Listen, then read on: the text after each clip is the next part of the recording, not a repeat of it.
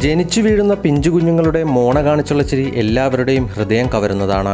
ഒരു കുഞ്ഞു ജനിച്ച് 6 മാസം മുതൽ 1 വർഷം വരെയെങ്കിലും എടുക്കും പല്ലുകൾ പുറത്തേക്ക് വരാൻ. മിക്കവാറും 21 വയസ്സാകുമ്പോഴേക്കും ജ്ഞാനപ്പല്ലുകൾ ഉൾപ്പെടെ 32 പല്ലുകൾ രൂപപ്പെട്ടിരിക്കും.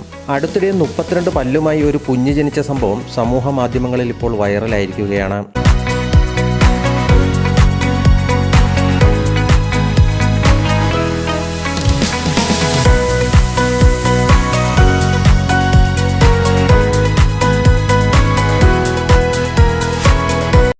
കുട്ടിയുടെ അമ്മയായ നികാദിവ എന്നു പേരുള്ള ഇൻസ്റ്റഗ്രാമിൽ പങ്കുവെച്ച വീഡിയോ ഇതിനകം 3 കോടിയോളം ആളുകളാണ് കണ്ടിരിക്കുന്നത്.